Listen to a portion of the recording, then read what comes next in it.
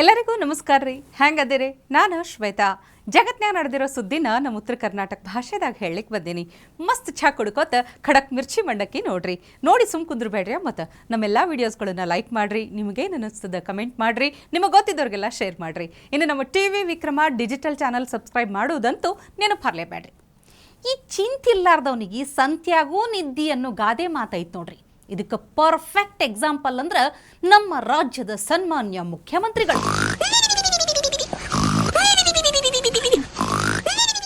ಮ್ಯಾಲ್ ನೋಡಿದ್ರೆ ಸೂರ್ಯ ಸುಡು ಸುಡು ಸುಡ್ಲಿಕತ್ತಾನ.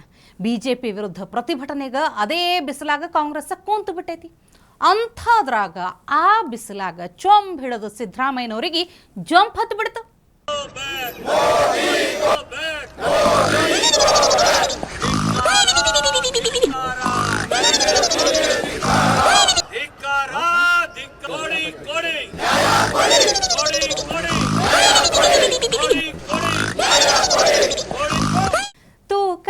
ತೂ ಕಡಿಸಿ ಮಲಗಿ ಬಿಡು ಅಣ್ಣ ಸಿದ್ರಮಣ್ಣ. ಈ ಹಾಡಿಗಷ್ಟ ಬರೆದು ಡೆಡಿಕೇಟ್ ಮಾಡ್ದೆ ನೋಡ್ರಪ್ಪ. ಅಲ್ರಿ, ರಾಜ್ಯದಾಗ ಬರಗಾಲ ಭರತನಾಟ್ಯ ಆಡ್ಲಿಕ್ಕತ್ತದ. ಕೇಂದ್ರದಿಂದ ಬರ ಪರಿಹಾರ ಬಂದೈತಿ. ಅದನ್ನ ತಗೊಂಡು ಕಷ್ಟದಾಗಿರೋ ಕನ್ನಡಿಗರನ್ನು ಕಾಳಜಿ ಮಾಡೋದು ಬಿಟ್ಟು ನಿದ್ದೆ ಹೊಡ್ಕೊತ್ ಕುಂತಾರ. ಅಲ್ಲ, ಇಡೀ ಸರ್ಕಾರನೇ ಕುಂಭಕರ್ಣ ನಿದ್ದೆ ಮಾಡ್ಲಿಕ್ಕತ್ತದ. ಇವ್ರದೊಂದು ನಿದ್ದೆಯನ್ನು ದೊಡ್ಡದ ಅಂತೀರೇನು ನೀವು? ಆ ಕಡೆ ಗ್ಯಾರಂಟಿ ಕೊಡ್ಲಿಕ್ಕಾಗಕತ್ತಿಲ್ಲ, ಈ ಕಡೆ ಸಿದ್ದು ಬಂದ ಮೇಲೆ ಬರಗಾಲ. ನಾ ಹೇಳಕತ್ತಿಲ್ರಿ. ಮತ್ತು ಹಿಂಗೆ ತಾವೇ ಹೇಳ್ಕೊಳಿಕತ್ತಾರ. ಯಡಿಯೂರಪ್ಪ ಕಾಲದಾಗ ಪ್ರವಾಹ, ನನ್ನ ಟೈಮ್ನಾಗ ಬರಗಾಲ ಅಂತ. ಯಡಿಯೂರಪ್ಪನವರು ಮುಖ್ಯಮಂತ್ರಿ ಆಗಿರುವಾಗ 2019 ದೊಡ್ಡ ಪ್ರವಾಹ ಬಂತು. ಬಸವರಾಜ ಬೊಮ್ಮಾಯಿ ಮುಖ್ಯಮಂತ್ರಿ ಆಗಿರುವಾಗ ಪ್ರವಾಹ ಬಂತು. ಈಗ ನಾವು ಅಧಿಕಾರಕ್ಕೆ ಬಂದಿರುವಾಗ ಬರಗಾಲ ಬಂದಿದೆ ಕರ್ನಾಟಕದಲ್ಲಿ.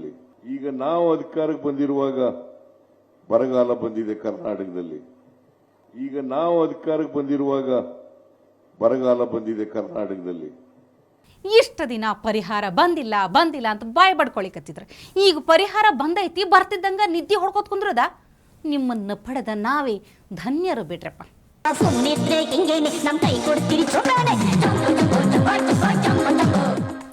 ಇನ್ನು ಕಾಂಗ್ರೆಸ್ ಈ ಸಲ ಗೆಲ್ಲಬೇಕು ಅಂದ್ರೆ ಹಿಂದೂಗಳು ಓಟ್ ಬ್ಯಾಡೇ ಬೇಡ ಅಂತಿವ್ರಿಗೆ.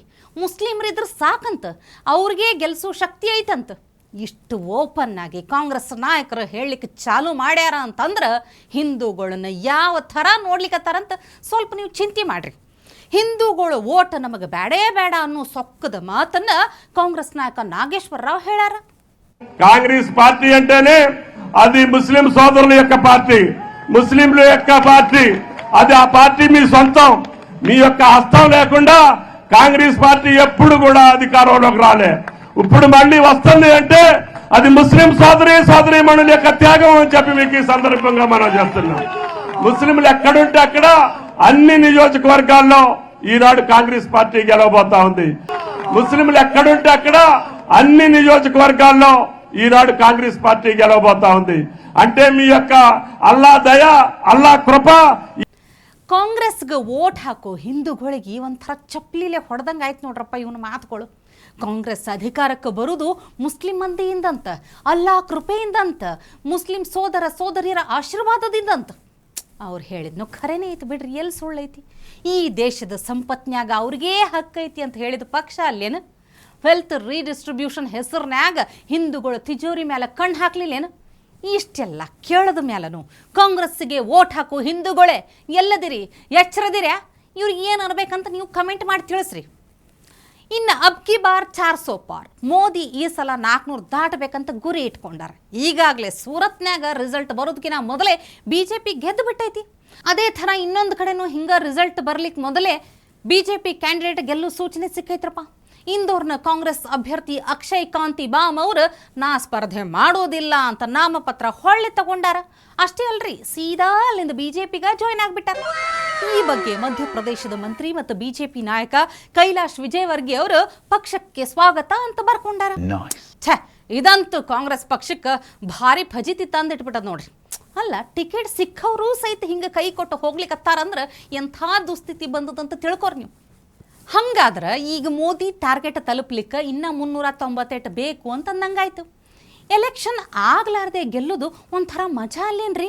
ನೋಡ್ರಪ್ಪ, ಹಿಂಗೆಲ್ಲ ಒಂದಾನದ ಕಾಲದಾಗ ಆಗ್ತಿತ್ತು, ಭಾಳಷ್ಟು ವರ್ಷಗಳ ಹಿಂದೆ ಹಿಂಗೆ ಎಲೆಕ್ಷನ್ ಇಲ್ಲಾರ್ದೆ ಎಲೆಕ್ಷನ್ಗಿಂತ ಮೊದಲೇ ಗೆಲ್ಲೋದು. ಈಗೀಗ ಹಂಗೆ ಆಗ್ಲಿಕ್ಕತ್ತದಂದ್ರೆ ವಿಚಾರ ಮಾಡ್ರಿ, ಅವ್ರು ಎದುರು ನಿಲ್ಲಕ್ಕೆ ಎದುರಾಳಿ ಇಲ್ಲ, ವಿರೋಧಿಗಳಿಲ್ಲ ಅಂತ ಗೊತ್ತಾಗ್ಲಿಕ್ಕತ್ತದ. ಇನ್ನು ಈ ಪಾಕಿಸ್ತಾನದಾಗ ಒಬ್ಬ ವಿವಾದ ಪುರುಷ ಅದ ನೋಡ್ರಿ, ಹೆಸರು ಮಫ್ತಿ ತರೀಕ್ ಮಸೂದ್ ಅಂತ. ಇಸ್ಲಾಂ ಸ್ಕಾಲರ್ ಬೇರೆ, ಮುಸ್ಲಿಂ ಯುವಕರಲ್ಲಿ ಧರ್ಮದ ನಶ ತುಂಬುದ ಇವನ ಕೆಲಸ. ಉಗ್ರ ಚಟುವಟಿಕೆಗಳಿಗೆ ಪ್ರಚೋದನೆ ನೀಡೋದು ಫುಲ್ ಟೈಮ್ ಜಾಬ್. ಅವನಿಗೆ ಭಾರತದ ಹುಡುಗಿಯನ್ನೇ ಲಗ್ನ ಆಗಬೇಕು ಅಂತ ಸಣ್ಣ ವಯಸ್ಸಿನಾಗಿದ್ದಾಗಿಂದಲೂ ಆಸೆ ಇತ್ತಂತ ನೋಡ್ರಿ. ಎಂಥ ಆಸೆ ಇವಂದು ಕೇಳ್ರಿ ನೀವು. ಆದ್ರೆ ಮೋದಿಯಿಂದ ಭಾರತದ ಹುಡುಗಿಯನ್ನು ಮದುವೆ ಆಗೋ ಕನಸು ಚೂರ್ ಚೂರ್ ಆಯ್ತು ಅಂತ ಅಳ್ಳಿಕತ್ತಾನೀಗ. मेरी शादी इंडिया में होते होते रह गई, दिल के अरमां आंसुओं में बह गए, उनके बच्चे हमके मामू कह गए। तो मेरी भी होने लगी थी, फिर वो मोदी सरकार की हुकूमत आ गई, तो ना यहाँ वीजा मिल सकता है, हमारे का इतना लंबा प्रोग्राम हम चला नहीं सकते। ये पुरानी बात है, जब मोदी सरकार नहीं आई थी तो मेरा पूरा रिश्ता तय होने वाला था, लेकिन फिर वो हमने कहा भी ये वीजा के मसले, हमने कहा चलो अगले इलेक्शन में सोचेंगे। अगले इलेक्शन में फिर मोदी साहब आ गए। मोदी जिम्मेदार है एक जगह मेरी शादी तोड़वाने का। हमने कहा 10 साल कौन इंतजार करेगा भाई, एक दफा आ गया फिर अगली दफा भी आ गया तो हम तो यहीं बैठे बैठे, तो ऐसी शादी हम करते नहीं है। तो शादी हो फौरन रुखसती हो, ये नहीं कि 10 साल कौन दे। ಮೋದಿ 2014ರಾಗ ಮೊದಲ ಸಲ ಆಯ್ಕೆ ಆದಾಗ ಇವ ವೀಸಾಗ ಟ್ರೈ ಮಾಡಿದ್ನಂತ, ಆದ್ರೆ ವೀಸಾ ರಿಜೆಕ್ಟ್ ಆಯಿತು. ಇರಲಿ ಬಿಡು, ಇನ್ನೊಂದು 5 ವರ್ಷ ಕಾಯೋಣಲ್ಲ, ಮೋದಿ ಹೆಂಗೂ ಸೋಲಿಸ್ತಾರ ಅಂಥೇಳಿ ಕಾಯ್ಕೋತ ಕುಂತಾನಂತ 2019 ತನಕ. ಆವಾಗೂ ನೋಡ್ರಿ ಏನಾಯ್ತು, ಮೋದಿ ಮತ್ತೆ ಗೆದ್ದು ಬಂದರು, ಮತ್ತೆ ಇವನಿಗೆ ವೀಸಾ ಸಿಗಲಿಲ್ಲ. ಈಗ ಮತ್ತೊಂದು ಸಲ ಮೋದಿ ಸೋಲ್ಬೇಕು ಅಂತ ಕಾಯ್ಕೊಂಡು ಕುಂತಾನಿವ. ಒಂದು ವೇಳೆ ಮೋದಿ ಸೋತ್ರ ಕಾಂಗ್ರೆಸ್ ಗೆದ್ರ ಇವನಿಗೆ ವೀಸಾ ಸಿಗೋದು ಗ್ಯಾರಂಟಿ ಅನ್ನೋದು ಇವನಿಗೆ ಗೊತ್ತಾಯ್ತು ನೋಡ್ರಿ. ಅಲ್ಲ, ನೀವ ಚಿಂತೆ ಮಾಡ್ರಿ, ಅಬ್ಬೆ ಪಾರಿ ದೇಶದ ಇವನಿಗೆ ಭಾರತದ ಹುಡುಗಿ ಬೇಕಂತ. ಮೋದಿ ಗೆಲ್ಲೋದ್ರಿಂದ ದೇಶಕ್ಕೆ ಇಂಥ ಎಷ್ಟೋ ಡೇಂಜರ್ ಮಂದಿಗಳು ಬರೋದು ತಪ್ಪುತ್ತೈತಿ ಅಂದ್ರೆ ಅದಕ್ಕಿಂತ ನೆಮ್ಮದಿಯ ಬದುಕು ಕೊಡ್ಲಿಕ್ಕೆ ಇನ್ನು ಯಾರಿಂದ ಸಾಧ್ಯತೆ ಹೇಳ್ರಿ? ಮೋದಿಜಿಗೆ ಎಷ್ಟು ಧನ್ಯವಾದ ಹೇಳಿದ್ರು ಕಡಿಮೆನೇ ನೋಡ್ರಪ್ಪ. ಇನ್ನು ನಮ್ಮ ಮಿರ್ಚಿ ಮಂಡಕ್ಕಿ ವೀಕ್ಷಕರಿಗೆ ಕಮೆಂಟ್ ಮಾಡಿದವ್ರಿಗೆ ಧನ್ಯವಾದ ಹೇಳೋ ಟೈಮ್ ಬಂತು. ಇನ್ನು ಮೊನ್ನೆಯ ನಮ್ಮ ಮಿರ್ಚಿ ಮಂಡಕ್ಕಿ ಕಮೆಂಟ್ಗಳು ಬರೀ ಕಮೆಂಟ್ಗಳು ಅಲ್ರಪ್ಪ, ಭಾರಿ ನಾಲೆಜ್ ಅದ, ಅದ್ರಾಗ ಭಾಳ ಮಾಹಿತಿ ಅದ, ಒಳ್ಳೆ ಜಾಗೃತಿ ಅದ. ಓದ್ತೀನಿ, ಕರೆಕ್ಟ್ ಕೇಳಿಸ್ಕೋರಿ. ರಾಜೇಶ್ವರಿ ಕಲ್ಲಿಹಾಳ್ ಅನ್ನುವಂಥವ್ರು ಕಮೆಂಟ್ ಮಾಡ್ಯಾರ, ಕಾಂಗ್ರೆಸ್ನ ಗ್ಯಾರಂಟಿ ಯೋಜನೆಗಳು ಏಕೆ ಮಹಿಳಾ ಕೇಂದ್ರೀಕೃತವಾಗಿವೆ ಎಂದು ಗೊತ್ತಿದೆಯೇ? 2014 ಮತ್ತು 2019ರಲ್ಲಿ ಮೋದಿ ಅವರ ಕೈ ಹಿಡಿದಿದ್ದು ದೇಶದ ಮಹಿಳಾ ಮತದಾರರು. ಈ ದೇಶದ ಮಹಿಳೆಯರಿಗೆ ಮೋದಿ ಎಂದರೆ ಅಪಾರ ಗೌರವ. ಈ ವಿಷಯ ಗೊತ್ತಾದ ನಂತರ ಕಾಂಗ್ರೆಸ್ ಹೇಗಾದರೂ ಮಾಡಿ ಮೋದಿಜಿಯವರ ಪ್ರಬಲ ಶಕ್ತಿಯಾದ ಮಹಿಳಾ ಮತದಾರರನ್ನು ಅವರಿಂದ ದೂರ ಮಾಡಬೇಕೆಂಬ ದುರುದ್ದೇಶದಿಂದ ತಂದಂತಹ ಯೋಜನೆಗಳೇ ಈ ಗ್ಯಾರಂಟಿ ಯೋಜನೆಗಳು. ಇವು ಖಂಡಿತವಾಗಿಯೂ ಮಹಿಳಾ ಮತದಾರರನ್ನು ದಾರಿ ತಪ್ಪಿಸುವ ಉದ್ದೇಶದಿಂದ ಜಾರಿಗೆ ತಂದ ಯೋಜನೆಗಳೇ ಹೊರತು ಮಹಿಳೆಯರನ್ನು ಉದ್ಧಾರ ಮಾಡುವ ಉದ್ದೇಶ ಕಾಣುತ್ತಿಲ್ಲ. ನಿಮ್ಮಲ್ಲಿ ನನ್ನ ಮನವಿ ಏನೆಂದರೆ, ದಯಮಾಡಿ ನಾಳಿನ ಮೋದಿಯವರ ಸಮಾವೇಶದಲ್ಲಿ ಮೋದಿಯವರ ಮೂಲಕ ದೇಶದ ಸಮಗ್ರ ಮಹಿಳಾ ಮತದಾರರಿಗೆ ತಲುಪಿಸುವಂತೆ ಮಾಡಬೇಕೆಂದು ತಮ್ಮಲ್ಲಿ ಕಳಕಳಿಯ ಮನವಿಯನ್ನು ಮಾಡುತ್ತೇನೆ. ನೋಡ್ರಪ್ಪ, ಇನ್ನು ಮೇ 7ಕ್ಕೆ ನಮ್ಮ ಉತ್ತರ ಕರ್ನಾಟಕದ ಕಡೆ ಎಲೆಕ್ಷನ್ ಐತಿ. ಎಲ್ಲ ನಮ್ಮ ಉತ್ತರ ಕರ್ನಾಟಕದ ಹೆಣ್ಮಕ್ಳು ಎಚ್ಚೆತ್ಕೊಳ್ರಿ, ಯಾರಿಗೆ ಓಟ್ ಹಾಕಬೇಕು ಅಂತ ಸರಿಯಾಗಿ ಚಿಂತೆ ಮಾಡಿ ವಿಚಾರ ಮಾಡಿ ಕರೆಕ್ಟ್ ಓಟ್ ಹಾಕ್ರಿ ಅಂತ ಕೇಳಲಿಕ್ಕತ್ತೀನಿ. ಇನ್ನು ಮತ್ತೊಬ್ಬರು, ಮೋದಿ ಹೆಸರಿನಾಗೆ ಯಾಕೆ ಎಲ್ಲ ಕಡೆ BJP ನಾಯಕರು ಗೆಲ್ಲಬೇಕು, ಮೋದಿ ಹೆಸರಿಗೆ ಅಷ್ಟೇ ಯಾಕೆ ಓಟ್ ಹಾಕಬೇಕು, ಎಲ್ಲ ಕಡೆ BJP ಯಾಕೆ ಗೆಲ್ಲಬೇಕು ಅಂತ ಕೇಳ್ತಾರಲ್ಲ ವಿರೋಧ ಪಕ್ಷದವರು. ಅದಕ್ಕೆ ಉತ್ತರ ಅನ್ನೋ ಥರ ಇಲ್ಲೊಬ್ರು ಕಮೆಂಟ್ ಮಾಡ್ಯಾರ. NRPB 1234 ಅನ್ನುವಂಥವ್ರು, ದಿಲ್ಲಿಯಲ್ಲಿ ಮೋದಿ ಬಂದರೆ ಸಾಕಾಗಲ್ಲ, ಎಲ್ಲ ರಾಜ್ಯದಲ್ಲೂ BJP ಬರಬೇಕು, ಆಗ ಮಾತ್ರ ಅಭಿವೃದ್ಧಿ ಆಗುತ್ತದೆ. ಕಾಂಗ್ರೆಸ್ ಸರ್ಕಾರ ಇದ್ದರೆ BJP ವಿರುದ್ಧ ಇರುತ್ತೆ. ಕೇಂದ್ರದಿಂದ ಬರುವ ಯಾವುದೇ ಜನಕಲ್ಯಾಣ ಕಾರ್ಯಕ್ರಮಗಳು ಜನರಿಗೆ ಸಿಗುವುದಿಲ್ಲ. ಕರ್ನಾಟಕದ ರೈತರಿಗೆ ಮೋದಿಜಿ ನೀಡುತ್ತಿರುವ 6,000 ರೂಪಾಯಿ ಪ್ರೋತ್ಸಾಹ ಧನ ಬರದಂತೆ ಮಾಡಿದ್ದು ಇದೇ ಸಿದ್ದರಾಮಯ್ಯ ಸರ್ಕಾರ. ಕಾಂಗ್ರೆಸ್ ಸರ್ಕಾರದ ಸುಳ್ಳುಗಳನ್ನು, ಕಪಟ ನಾಟಕವನ್ನು ಜನರಿಗೆ ತಿಳಿಸಿ ಸತ್ಯವನ್ನು ತಿಳಿಸುವ BJP ನಾಯಕರು ಯಾರೂ ಇಲ್ಲವೇ? ಮೋದಿ ಅವರೇ ಎಲ್ಲ ಸತ್ಯ ಹೇಳಲು ಸಾಧ್ಯವೇ? ಮೋದಿ ಅವರು ಒಂದೇ ಒಂದು ಸುಳ್ಳು ಹೇಳುವುದಿಲ್ಲ. ಅವರು ಘೋಷಣೆ ಮಾಡಿದರೆ ಅದನ್ನು ಮಾಡಿಯೇ ಮಾಡುತ್ತಾರೆ, ಬೇರೆ ರಾಜಕೀಯ ನಾಯಕರಂತೆ ಅಲ್ಲ.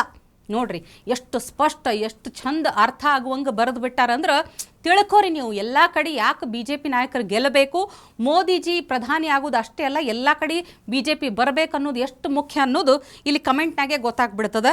ಇನ್ನು ಲಾಸ್ಟಿಗೆ ಒಂದು ಫನ್ನಿ ಕಮೆಂಟು, ಶಾರದಾ ಶ್ರೀಧರ್ ಬಂಗೇರ ಅನ್ನುವಂಥವ್ರು ಕಮೆಂಟ್ ಮಾಡ್ಯಾರ, ಚೆಂಬುನಲ್ಲಿ ಸ್ವಲ್ಪ ಖಡಕ್ ಮಿರ್ಚಿ ಮಂಡಕ್ಕಿ ತುಂಬಿಸಿ ಕೊಡಿ ಮೇಡಮ್. ಖಾಲಿ ಚೆಂಬು ಹಿಡಿದವರು ನಿಮ್ಮ ಖಡಕ್ ಮಂಡಕ್ಕಿ ರುಚಿ ನೋಡಲಿ, ಕಣ್ಣಲ್ಲಿ ನೀರು ಬರಲಿ. ಹಾಗೆ ಇದೆ ನಿಮ್ಮ ಮಿರ್ಚಿ ಮಂಡಕ್ಕಿ ಅಂತ ಕಮೆಂಟ್ ಮಾಡ್ಯಾರ. Thank you so much. ನಮ್ಮ ಟಿವಿ ವಿಕ್ರಮದ ಎಲ್ಲ ಕಾರ್ಯಕ್ರಮಗಳನ್ನು ಹೀಗೆ ನೋಡ್ತಾ ಇರಿ, ಸಪೋರ್ಟ್ ಮಾಡ್ತಾ ಇರಿ ಅಂತ ಹೇಳ್ತಾ ಇವತ್ತಿನ ಮಿರ್ಚಿ ಮಂಡಕ್ಕಿ ಕಾರ್ಯಕ್ರಮ ಮುಗಿಸ್ಲಿಕ್ಕತ್ತೀನಿ. ನಾಳೆ ಇಂಥವೇ ಮತ್ತೊಂದು ಸುದ್ದಿ ತರ್ತೀನಿ. ಚಹಾ ಇಟ್ಕೊಂಡು ಮಿರ್ಚಿ ಮಂಡಕ್ಕಿ ನೋಡ್ಲಿಕ್ಕೆ ಕಾಯ್ಕೊಂಡಿರಿ. ಟಿವಿ ವಿಕ್ರಮ, ದೇಶ ನಿಮ್ಮ ಕೈಯಲ್ಲಿ. ಈ ಕಾರ್ಯಕ್ರಮ ನಿಮಗೆ ಇಷ್ಟ ಆಗಿದ್ದಲ್ಲಿ ಲೈಕ್, ಶೇರ್ ಹಾಗೂ ಕಮೆಂಟ್ ಮಾಡಿ. ಟಿವಿ ವಿಕ್ರಮದ ಕಾರ್ಯಕ್ರಮಗಳನ್ನು ನಿರಂತರವಾಗಿ ವೀಕ್ಷಿಸಲು ಸಬ್ಸ್ಕ್ರೈಬ್ ಮಾಡಿ, ಬೆಲ್ ಐಕನ್ ಒತ್ತಿ.